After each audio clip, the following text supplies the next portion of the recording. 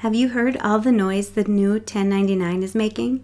There have been some changes in the 1099 world that you will need to know about for the end of this year. If you've been issuing 1099s in your business, you're going to want to listen in and make sure you are issuing them correctly for the year ending 2020.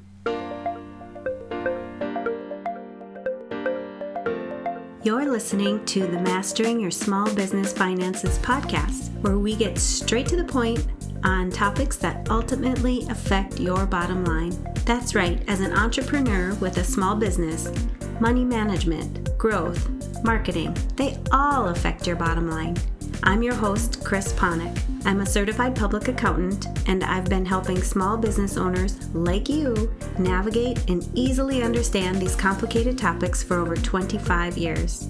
I'm a wife, a mom, a grandmother, and a small business owner myself, so I know your time is valuable. In my free time, I make the best sugar cookies and have mastered an amazing chocolate chip cookie recipe. And that's not just my opinion. You're in the right place. I promise your time will be well spent here. Each week, you'll gain confidence and clarity while making a successful impact on your business and grow your bottom line. Get comfy, grab a cookie, and let's get straight to the point with this week's episode.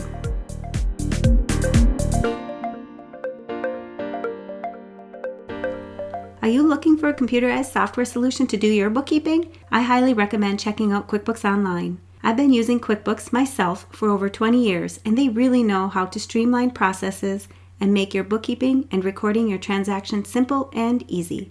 QuickBooks is one of the top software solutions used by small business owners, and I would say that over 95% of my clients are currently using QuickBooks for their businesses. One of the features most of my clients and I take advantage of is the option to set up bank feeds. You simply link your bank account to your QuickBooks account, and QuickBooks will automatically import each transaction into your QuickBooks file. You'll save a ton of time not having to manually enter each of these transactions. You simply review each of the transactions and make sure they're getting recorded to the appropriate account, and then click one button and they're in. Want to know more? Head over to financialadventure.com/QuickBooks and learn how you can save 50% off of your first 3 months. Welcome back. In this episode, we're going to cover what you need to know about the 1099 NEC, Non-Employee Compensation Form. If you've heard about this form already and have questions about it, or if you're listening in and thinking, what is a 1099 NEC form? I'm here to help you understand more about it. There's a lot of valuable information here, so be sure to stay until the end. First, what exactly is a 1099 NEC form? Well, it's simply the form you need to use if you have any non-employee compensation you need to report to the IRS. You may have used the 1099 miscellaneous form in the past to record this information, but starting in 2020, you will be using the 1099 NEC form. It's not a replacement of the 1099 miscellaneous form. It's only replacing the use of the 1099 miscellaneous form for reporting independent contractor payments. According to the IRS, you will report this form for each person in the course of your business to whom you've paid at least $600 in services performed by someone who is not your employee, including parts and materials, and it would be recorded in Box 1. Cash payments for fish or other aquatic life you purchase from anyone engaged in the trade or business of catching fish, in Box 1. You might be asking, did she just say cash payments for fish? Yes, I said cash payments for fish. This may or may not apply to your business. And lastly, payments to an attorney in Box 1 as well. You must also file Form 1099 NEC for each person you have withheld any federal income tax under the backup withholding rules, regardless of the amount of payment. This will be reported in Box 4. You'll only use Form 1099 NEC for payments that are made in the course of your trade or business and not personal payments. There are some exceptions, though. I'm going to cover 4 of the payments for which a Form 1099 NEC is not required, and I'll put a link in the show notes so you can see the other exceptions. Number 1, generally payments to a corporation, including a limited liability company or LLC that's treated as a C or an S corporation. Number 2, payments for merchandise, telegrams, telephone, freight, storage, and other similar items. Number 3, payments of rent to real estate agents or property managers. However, the real estate agent or property manager must use Form 1099 Miscellaneous to report the rent paid over to the property owner. Number 4, wages paid to employees, which are reported on Form W-2, the wage and tax statement. What does this really mean for you as a small business owner? You're going to need to issue a 1099 NEC form if you paid $600 or more in fees, commissions, prizes, and awards for services performed as a non-employee, and other forms of compensation for services performed for your trade or business by an individual who is not your employee. You'll report these amounts in Box 1 of the 1099 NEC form. Wow, that's a lot of information. Some examples that you may see in your business would be payments you have made for professional services such as attorneys, accountants, contractors, referral fees, or independent contractors. Are you still with me? I know it may be confusing, but hang in there. You're doing great. You might be asking, how will you know if you need to file a 1099 NEC form for one of your vendors? You want to have each of your vendors fill out a W-9 form, which will have them list their business name, address, and the entity type, and either their Social Security number or their federal ID number. This is the information you'll use to file your 1099 NEC form. If they select either the C or S corporation, this is how you'll be able to determine if the payments you make to them are considered made to a corporation and listed as one of the exclusions I mentioned previously.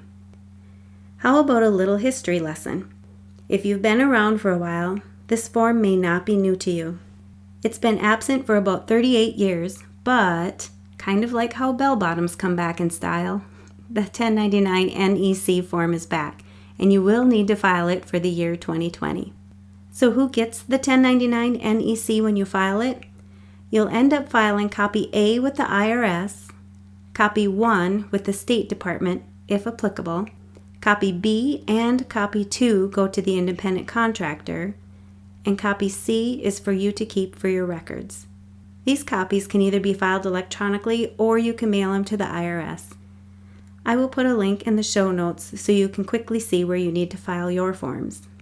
The deadline for filing the 1099 NEC is January 31st. I know this is a lot of information, but all in all, I really wanted you to be aware of what the 1099 NEC form is, who you need to file it for, and how to file the form.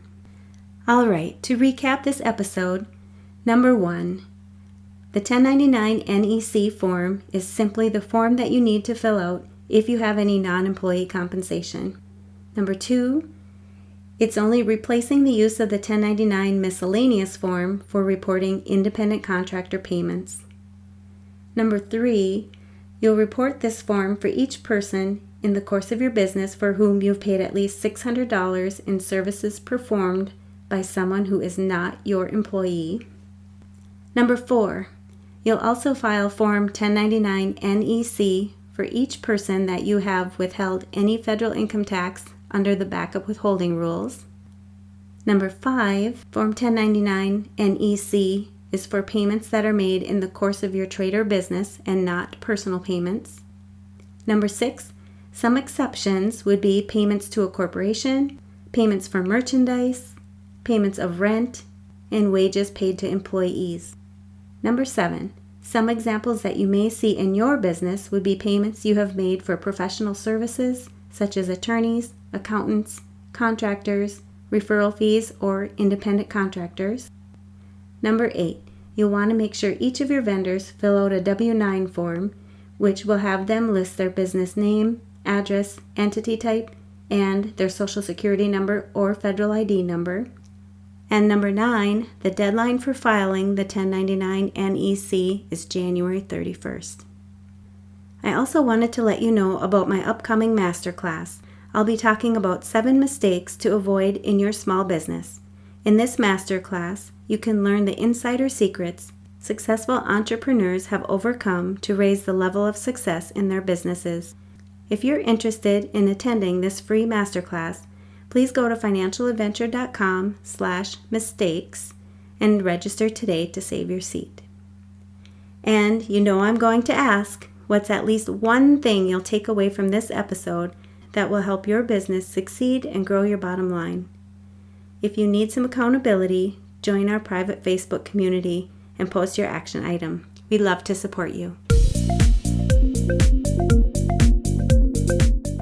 Thanks for taking the time to tune into this episode of Mastering Your Small Business Finances. If you enjoyed this episode as much as I enjoyed creating it for you, I'd love for you to give it a 5-star rating and subscribe to the show so you never miss an episode. Visit financialadventure.com for the show notes, links from this episode, and while you're there, leave a comment if you have a topic you're interested in learning more about that affects your bottom line. If you're looking for a community where you can ask questions and get feedback about your small business, join my private Facebook group. You can find the links to this group and more on financialadventure.com. And remember, any financial information shared on this podcast is not to be considered professional, financial, or tax advice and should not be solely relied upon. Please consult your CPA or tax advisor for an opinion on your specific circumstances. I'm looking forward to having you tune in next time. Until then, dream big, follow your heart, and love what you do.